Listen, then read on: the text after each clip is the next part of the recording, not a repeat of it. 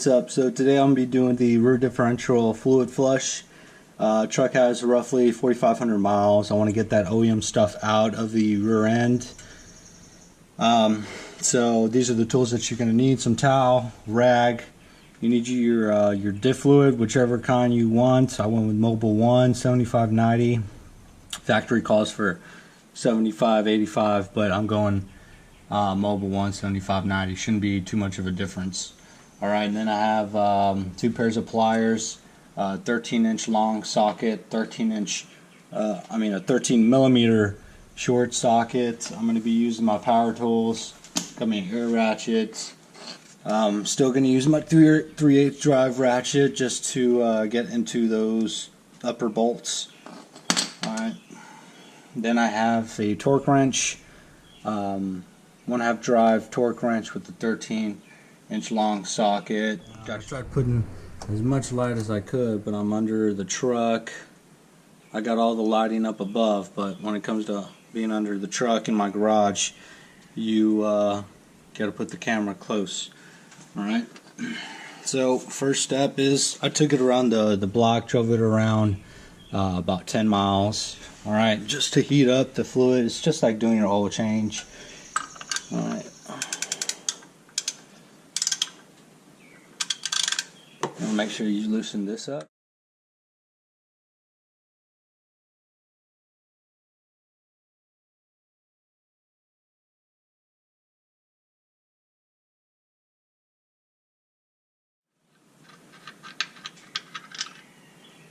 Alright, so let me check it out.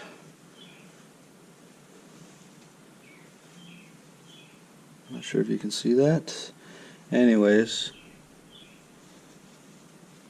well, I don't want to use that rag, so I got these towels for.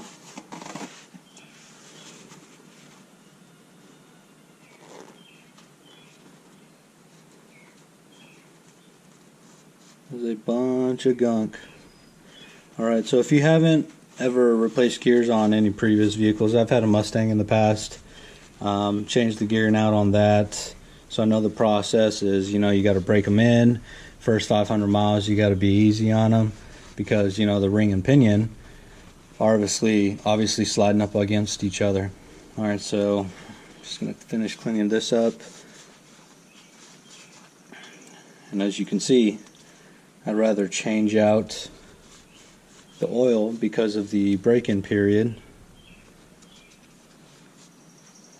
and put in some full synthetic instead of what Mopar puts in their trucks from factory. So overall not bad, but it was quite a bit, I'm not gonna lie, quite a bit. I wanted to open it up to make sure I'll be able to get it off before putting the pan back on, and then also to see the level of where I need to fill it back up. Okay, so it's right below the bolt. Alright, it says fluid line right here. You probably can't see that because of this bar. Alright, but it's roughly around right there, maybe a 1/2 inch, 1/4 inch below the bolt. Alright, now we know we can take that bolt off. I'm going to do it again in about, I think, 20,000 miles. I'll probably put a different diff cover on. I'll probably put an aftermarket one, and then put AMSOIL. I'll probably go AMSOIL in about 20,000 miles. Alright. So I'm going to go ahead and start taking off these bolts, starting with the bottom.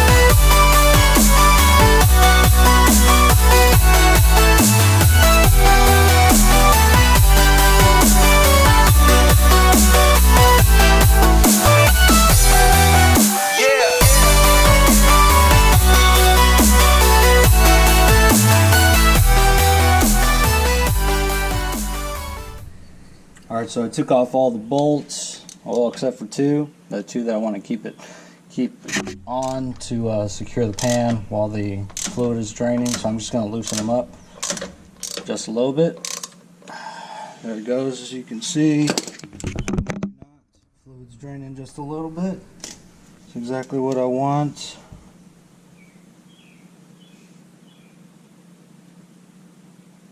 It's kind of a light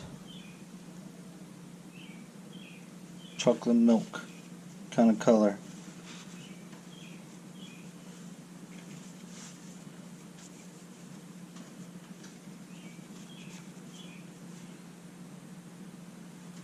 It's not really the color I would want after 4,500 miles, but that's why I'm doing this job right now.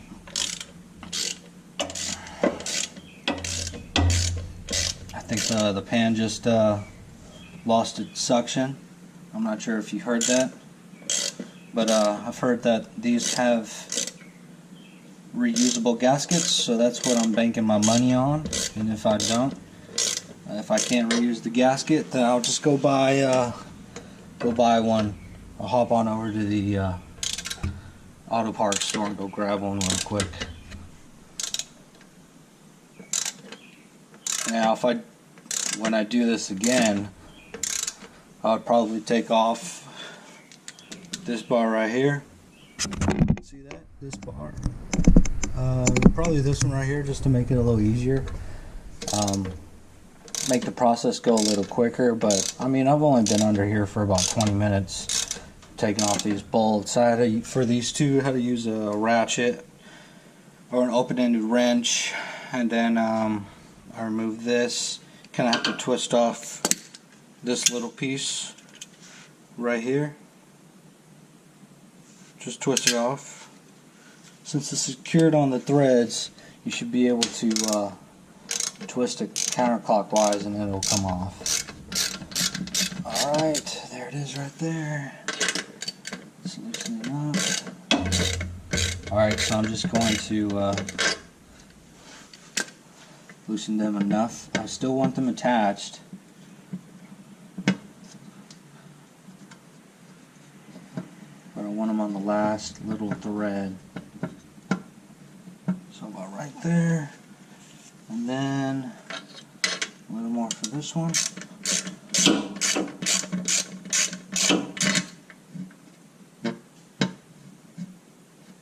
Alright, right there. Alright, so I'm going to go ahead and let that drain.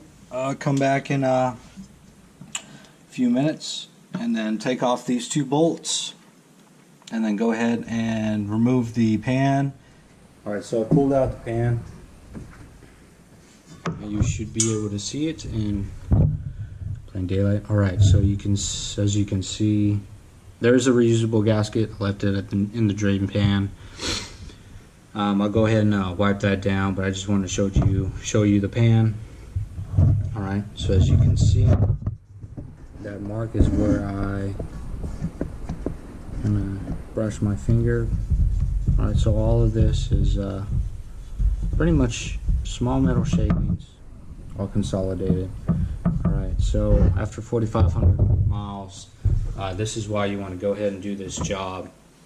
Alright, so next step, what I'm going to be using is just some engine degreaser. If you have brake fluid, that'll work too. I have both. I just want to use the degreaser and then I'll wipe it down with some brake cleaner. Alright, and then if you got some, you just go ahead and use a rag. And just kind of wipe it down. You could use a brush too. You can do whatever you want. You know how to clean. Alright, but by the end, just make sure it looks clean. Alright, so here it is cleaned up. I used engine degreaser first, cleaned it up, used some rags. Alright, and then I came behind that with some brake cleaner. Alright, so it's looking pretty clean. I have the gasket, picked it up from the drain pan. I left it under there for the time being. Cleaned that up. Alright, so if you plan on reusing this gasket, don't use silicone that RTV sealant, it's either that or this kind of gasket. Alright, so I think they moved away from that cork gasket. They're now using these rubber gaskets. But if you're going to use a rubber gasket, make sure you don't use that RTV sealant. It's pretty much overkill. Alright, so here it is. It's not draining anymore. Just make sure you clean up the surface where the pan's going to go. Alright. I find it hard to believe that the factory torqued these down to 30 foot-pounds. Alright, so that is the torque spec though. I'm going to be torquing them down a little less than that because I think that's too excessive. Alright, I did notice that all these screws had red Loctite on them. Alright, so that's exactly how I am going to tighten down these bolts. Right there. Got my 2 bolts that I want to first secure it on with. Alright, and I did put some Loctite at the, more so the top end of the bolt. So that's just there to secure the pan. So what I'm going to go ahead and do, make sure all these bolts have Loctite on them. Make sure they have just a little bit. You don't want to overdo it. You don't want to overdo them. Alright, let me show you. You should be able to see a little bit of that pink on there. Alright, it's a little bit of Loctite. And then I'm going to torque them down to 20, probably 20. I'll do it by feel, but I don't want to over torque them. Anyways, yeah, that's pretty much it. Let me know if you got any questions. It's pretty much a cut and dry job. Again, if I did it the next time I do this job, I'll take off this bar, probably in this one right here, just to make it a little easier on taking off and putting on all the bolts, especially with these 2 longer bolts.